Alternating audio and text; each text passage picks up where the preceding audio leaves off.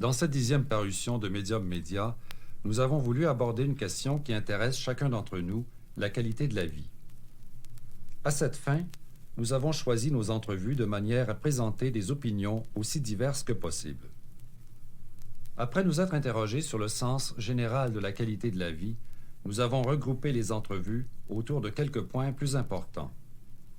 Le travail nous est apparu comme un des problèmes plus immédiats et nous nous sommes demandé si celui-ci contribue vraiment à une meilleure qualité de la vie.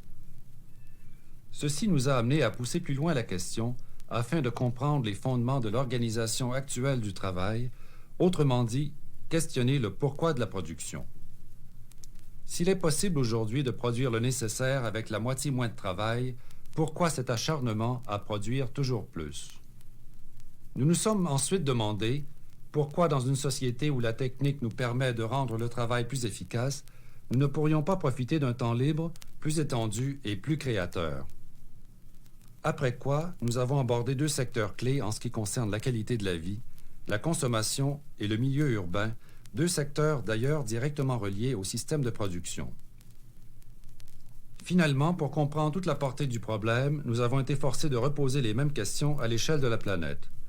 Le rapprochement qu'il est possible de faire entre le gaspillage des ressources et une certaine exploitation des peuples est tellement tragique que notre seul espoir de survie réside dans la transformation totale de l'homme. Mais pourrons-nous effectuer ce changement et avant qu'il ne soit trop tard?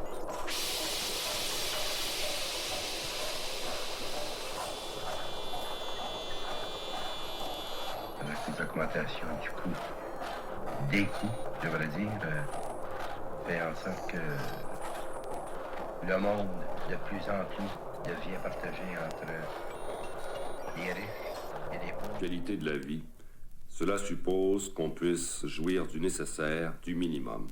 Et nous savons que beaucoup d'hommes n'ont même pas le minimum nécessaire pour vivre.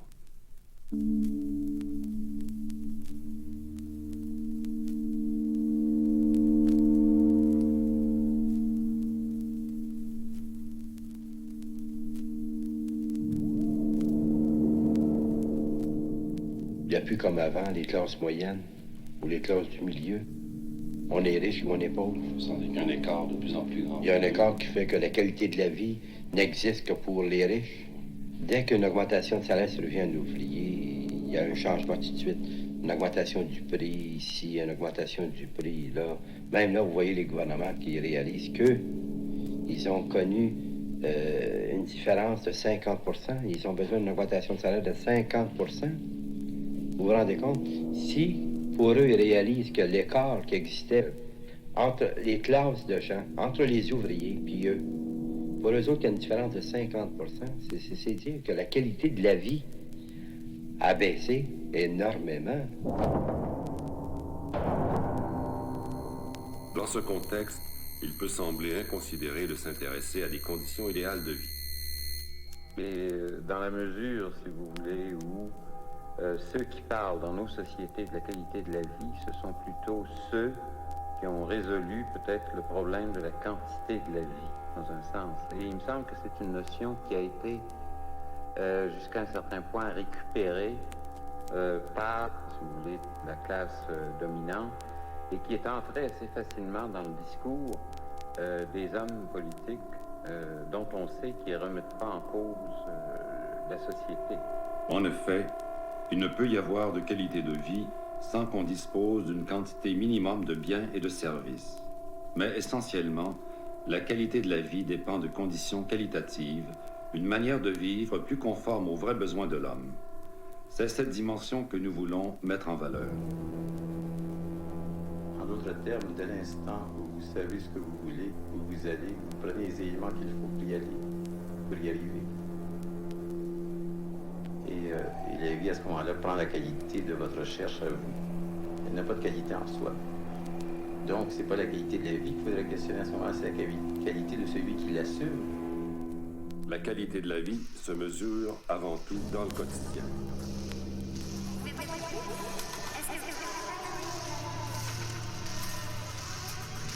Pour moi, disons que les jeunes, les jeunes qui poussent, là, comme moi j'en ai deux, là, Oui. Ils rentrent pas dans la qualité de la vie comme moi j'ai rentré.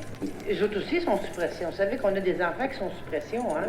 Sont cédulés, c'est à la course, c'est va jouer au quai de telle heure à telle heure, c'est fait ci de telle heure à telle heure, c'est les écoles, les cours. Moi, je trouve que les enfants, ils n'ont pas une belle vie.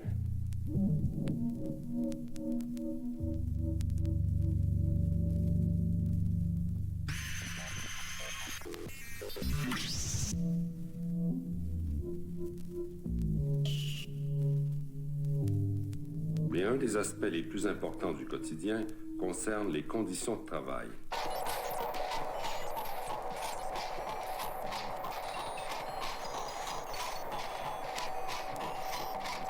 On se rend compte que dans plusieurs entreprises, dans plusieurs manufactures, dans plusieurs usines, plusieurs chantiers, on augmente les salaires des employés, d'accord, on augmente un tas de choses. Mais la sécurité, par exemple, c'est pas augmenté, c'est pas changé, absolument pas, toujours les mêmes critères. Moi, ça fait 20 ans que je suis dans l'industrie du vêtement. Ça fait 20 ans que je respire à l'année longue toutes sortes d'odeurs qui proviennent des matériaux, des tissus qu'on emploie. Ça n'a pas changé. On n'a pas installé l'air conditionné pour tout ça. Dans l'industrie du vêtement, par exemple, on n'a pas changé la qualité de la vie d'un travailleur dans une usine. Il est encore entre quatre murs, puis il respire encore les mêmes odeurs qu'il respirait il y a 20 ans. Il n'y a pas plus de protection qu'il y avait il y a 20 ans. Ça n'a pas changé, ça.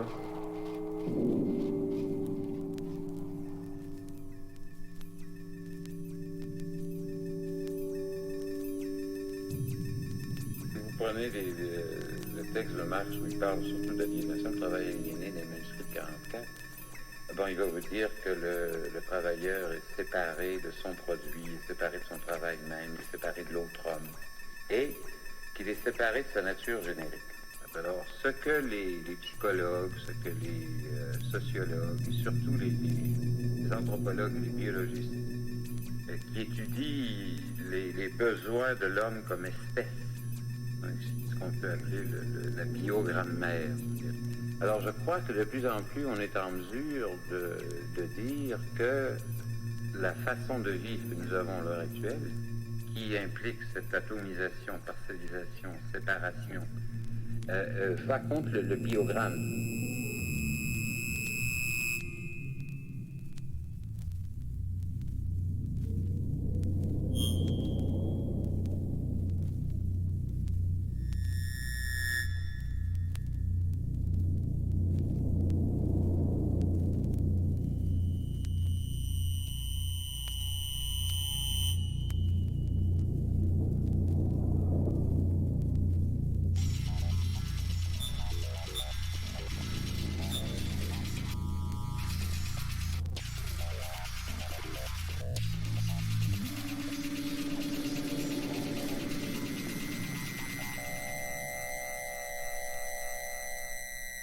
On peut être disons, la moitié de gens, là, où je travaille, qui travaillent parce qu'ils sont obligés de gagner leur vie. C'est pas parce qu'ils aiment ça. Et vous travaillez dans un grand magasin d'alimentation? Oui. On est assez souvent sous pression. On nous considère un petit peu plus que des machines, mais pas beaucoup plus que des machines. Ah On bon? voudrait bien des fois qu'on travaille comme des machines. Oui. Ah oui. Les patrons nous disent des fois, c'est comme si on était des robots. Ils aimeraient ça qu'on aille à grosse vitesse comme la machine.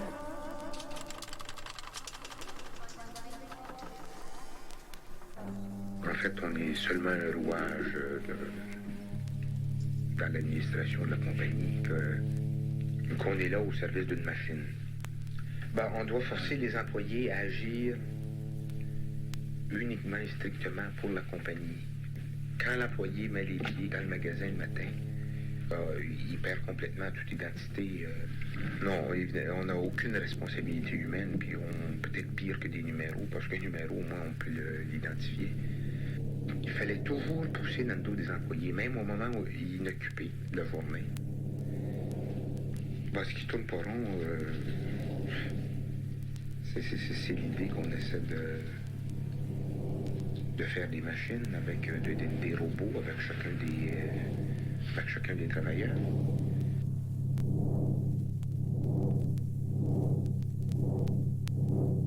Les conditions de travail semblent être le sort du plus grand nombre. Quelques personnes y échappent et accomplissent un travail qu'elles aiment et qui leur permet de se réaliser. C'est le cas aussi de plusieurs créateurs, mais pas de tous. Ainsi, nous avons interrogé une spécialiste en décors et costumes de théâtre. Ma création s'arrête. Il faut que tu fasses un objet qui est strictement semblable à celui que tu as dessiné. Puis le plus c'est semblable, meilleur c'est. Puis toi, quand tu arrives ensuite dans le milieu du travail, c'est l'inverse. D'abord, c'est pas toi qui dessines, hein. Puis ensuite, c'est que les dessins qu'on demande sont affreux. Ils sont vraiment, pas affreux, mais... Donc, toi, tu considères, je veux dire, tu fais 3 ans, tu sais, que tu insistes sur le dessin puis t'apprennent à faire toutes sortes d'affaires quand tu dessines, t'sais. Puis t'arrives, puis la recherche au niveau du dessin n'est pas extraordinaire. Puis eux autres veulent que toi t'enjolives, que tu t'améliores par tes mains ce qui est dessiné. Alors, d'un certain côté, t'es content parce que tu travailles avec tes mains, mais de l'autre côté, tu dis... C'est moi qui le faisais, puis c'est moi qui l'avais pensé, j'aurais pensé bien mieux. Oui. Ceci dit, tu sais, la chose pour laquelle je travaille, ça, je suis plus d'accord. Parce que c'est toujours le même genre de pièce. Puis, je veux dire, en théâtre, là, c'est vraiment le système de l'exploitation. Je veux dire, c'est un système, c'est systématisé. Ils vont t'employer pour que tu travailles toujours le plus vite possible, mais quand même le mieux possible. Mais je veux dire, t'as jamais le temps de finir les affaires bien aussi bien que tu voudrais. T'es pas payé, ça, inutile d'en parler. Ensuite, c'est-à-dire que le plus de monde qui vont pouvoir engager, ils préfèrent engager du monde qui sont pas trop compétents, finalement, et payer moins cher.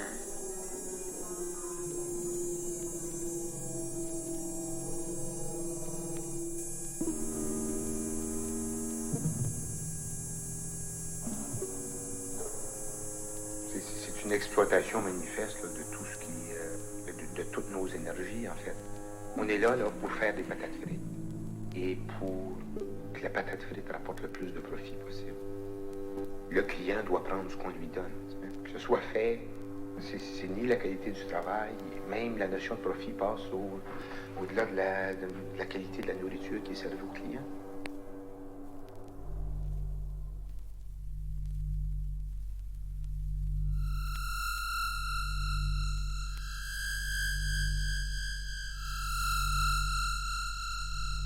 Tous ces maux qui affligent l'homme dans son travail semblent être subordonnés à une aspiration fondamentale de notre société, une production toujours plus grande qui lui fait oublier l'essentiel, lui-même. Il ne peut y avoir de qualité de la vie là où l'homme passe au second plan.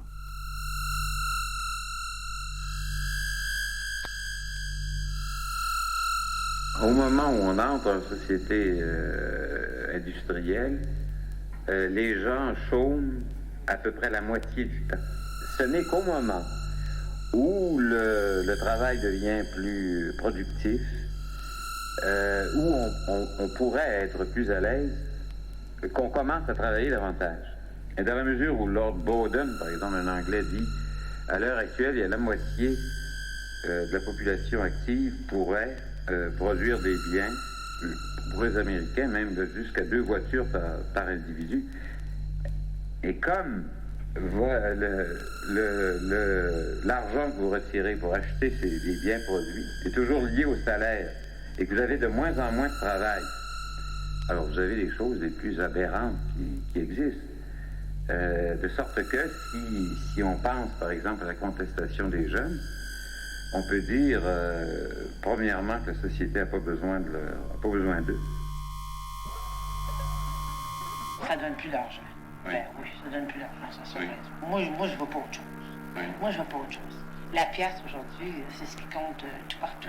Moi, je trouve ça, c'est ce qui compte tout partout aujourd'hui. Ça fait des années qu'on roule ce train-là, puis on peut pas, les patrons pourront pas changer. Oui. Est-ce que c'est nécessaire, selon vous, que ce soit comme ça? Que ça fonctionne bien? Non, c'est pas nécessaire que ce soit comme ça. Oui, Parce hein. que vous allez dans des commerces, dans des magasins, les employés sont moins sous pression, sont plus libres que nous autres, on l'est. Oui. Ah oui, beaucoup.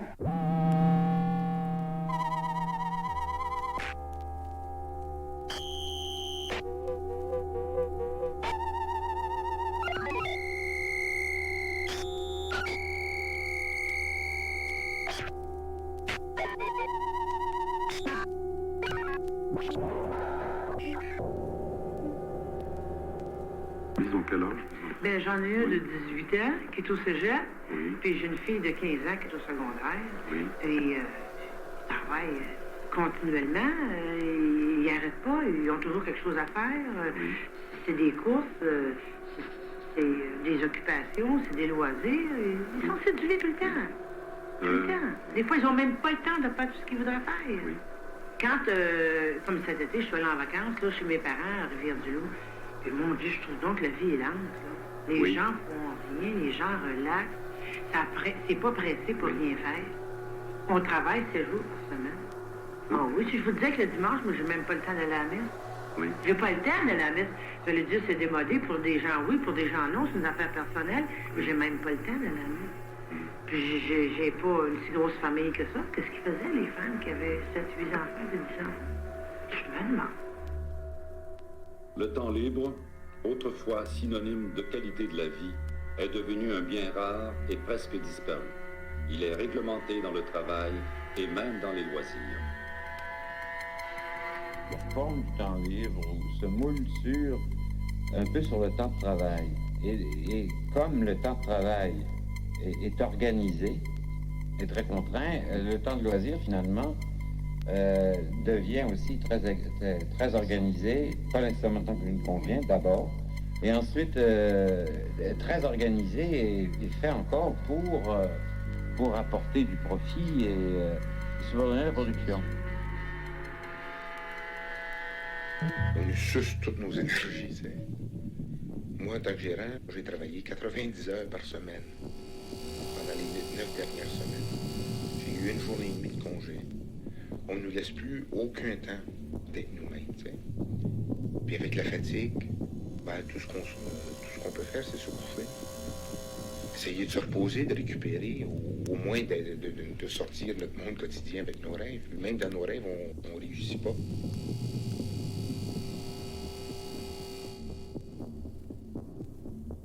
Les vacances et loisirs en été ou en hiver, quand on peut se le permettre, c'est pas accessible à tout le monde parce que on nous dit puis on nous répète à tous les jours que les pauvres ont à subir la différence. Puis pour eux, c'est énorme parce que les seules sortes de vacances qu'ils peuvent s'offrir, c'est les vacances du père de famille qui durent 2 semaines par année quand le patron veut bien les accorder.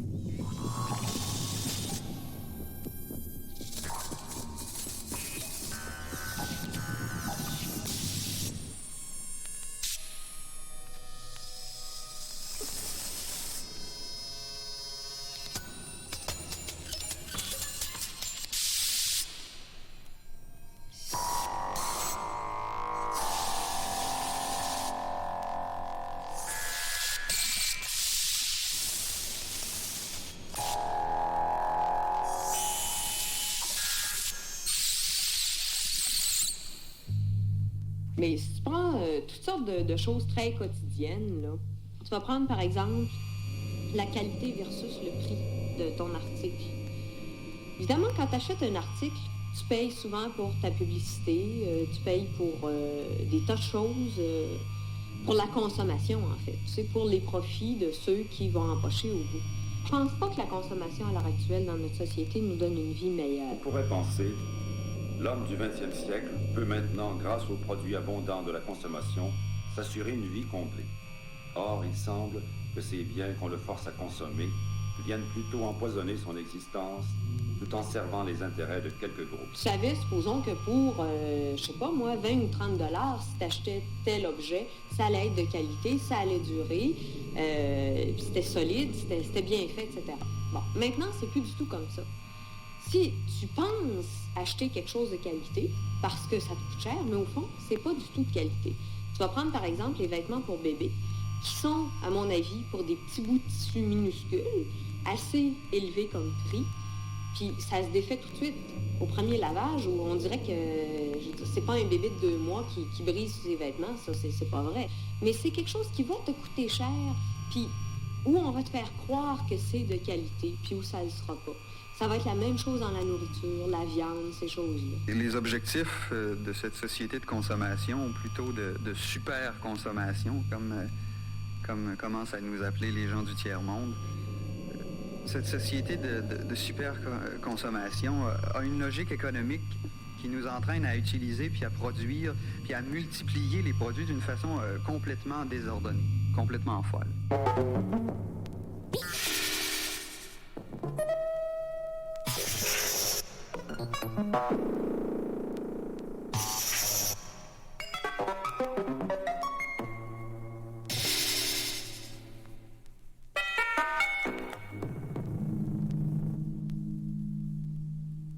C'est forcé de dépenser beaucoup parce que vous arrivez toujours en vacances à des périodes où tous les gens vont en vacances.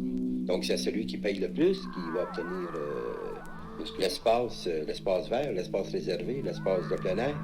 C'est institué comme ça aujourd'hui. C'est fait par exprès, je dirais.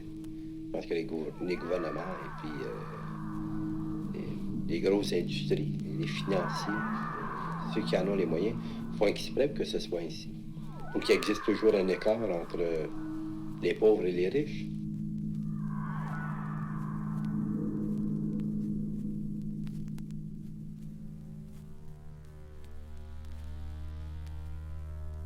Donc, on peut dire que la publicité entraîne l'individu à développer une façon de vivre où les satisfactions passent toujours par la consommation de quelque chose. Les loisirs, en général, sont organisés en industrie. Dans l'automobile, pour moi, c'était un cas, évidemment, tout à fait exemplaire de cette affaire-là. Tu te rends compte, c'est une affaire qui, de façon immédiate, ça coûte bien cher. Puis une fois que tu l'as, ben là, tu fais juste commencer à avoir des problèmes. L'environnement nous pousse à consommer, on nous réclame partout, on nous oblige, on nous force, on nous stimule continuellement pour consommer, je pense. Le royaume de la consommation, c'est le milieu urbain. C'est là où la réclame est omniprésente et puis la consommation poussée à bout dans les villes, même à un moment donné, dans son illogisme, on présente avec beaucoup d'insistance. On nous incite à consommer avec beaucoup d'insistance, et puis pour acheter quoi? Pour acheter la paix ou le repos. J'ai lu dernièrement des études qui disaient qu'un consommateur nord-américain moyen recevait environ 1500 messages publicitaires par jour. Télévision, radio, pancarte, etc.